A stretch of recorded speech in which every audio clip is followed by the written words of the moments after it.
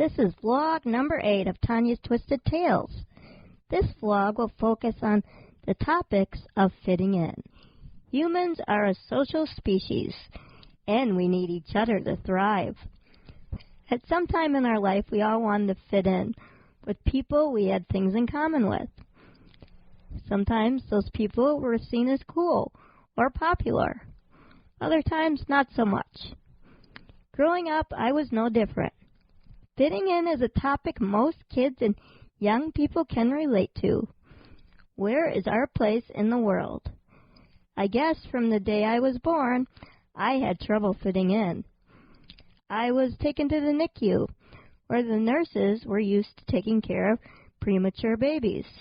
I was 3 weeks late, and a whopping 6 pounds something.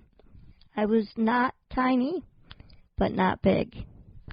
I was born into a family that was dominated by males. I joined my mother, father, and 3 older brothers. I found myself playing with dolls, Barbies, Matchbox cars in the dirt, and later I discovered sports. I lived in both worlds, and I knew nothing else. I was around adults so much as a child due to my medical needs, I became more comfortable with them than my peers. I guess this was a sign of not fitting in. As someone born with spina bifida and scoliosis, you think I would fit in with those groups. Growing up, I really didn't meet others like myself. Those with spina bifida that I did meet later in life, I found I shared none of their hardships that their condition gave them. I had a rare case of spina bifida, and I have total feeling in my body. I also never required a shunt or of the multitudes of surgeries most people with spina bifida go through. So although spina bifida is not that rare of a birth defect, it's not something that I could relate with my peers with the same condition.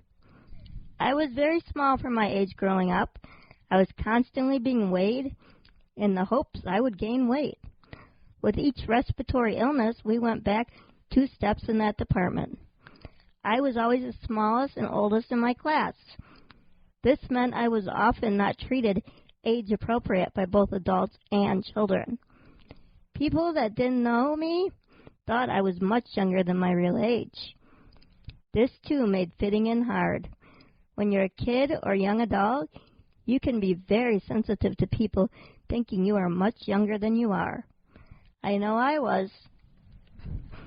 I never did grow tall, ending up only being 4 feet. I knew no other little people growing up, except what I saw on TV or in the circus. I was a grown adult before I ever knew any little people. Then I found out about an organization called Little People of America. When I went to my first national conference in my mid-20s, I was shocked with the number of little people in one place. It was an eye-opening experience and different way of looking at things. The little people that attended conference not only lived a pretty independent life, some achieved big things. Something I was told many times was not an option for me. I could relate to many things other little people had trouble doing. I got some tips and education on ways to make life easier. I was accepted with open arms, but again, I could not totally relate to the little people community. I was not born with dwarfism. I was short from spine surgeries, illness, and scoliosis and spina bifida. The majority had some form of dwarfism from a genetic issue, not from a reason that I was short-statured. In fact, I have the opposite body of most people with dwarfism. I have a very short trunk and long legs and arms. So although this is a great organization, it didn't totally fit my needs. I have a learning disability that, while in school, kept me in special classes. These special classes I did not have to try hard in. I didn't apply myself because our group was known as the dumb kids. With having such a severe health problem, future plans after high school never really got off the ground. I was in special ed more for the amount of time I missed in school due to my physical ailments than a legit learning problem. In college, I wished I was dyslexic. My college had a whole department to help these students. They also helped me, but sometimes it's really nice to actually have a label and a strategy to deal with these things. In my part of town, as a teen, lots of things had been introduced in my community for people with cognitive impairments. I participated in a lot of these events, but again, this was not a group I could really relate to as my peers. I was a kid and teenager hooked to oxygen, full-time in a ventilator at night. My daily regimen was not something others, even adults, could relate to.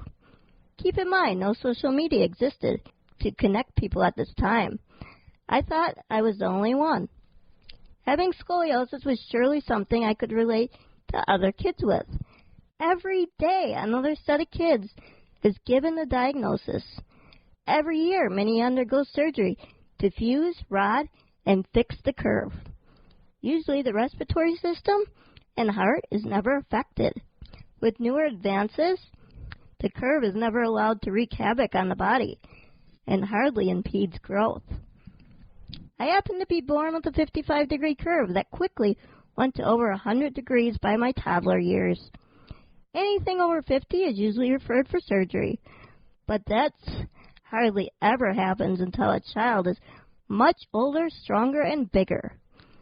It was the early 1980s, and the team came together in Chicago to do what turned out to be 2 massive spine surgeries on a 17-pound me. Casting and bracing had failed up to this point.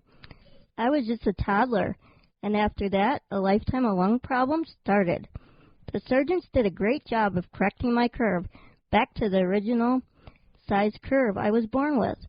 Unfortunately, they could not use lengthening rods, or any rods for that matter.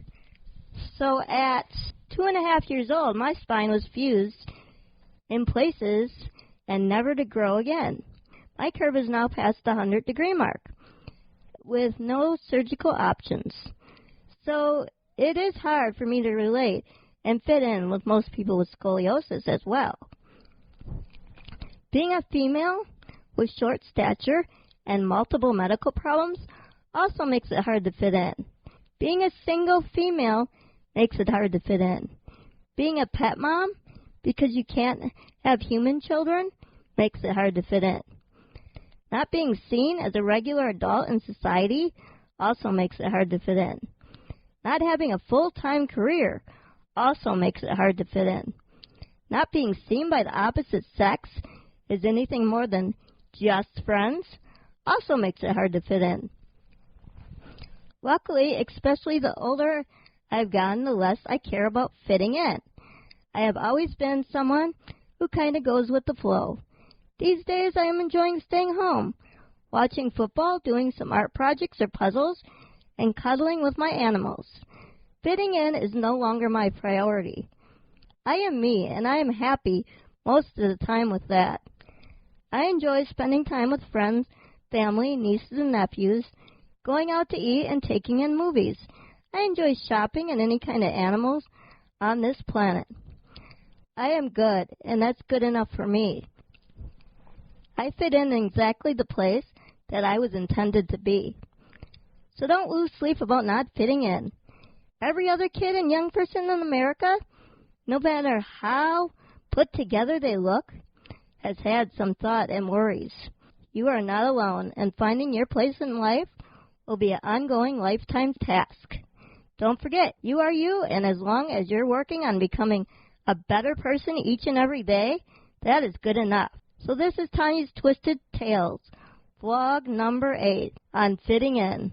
Don't forget to like, share, or tell a friend. We can all learn from each other.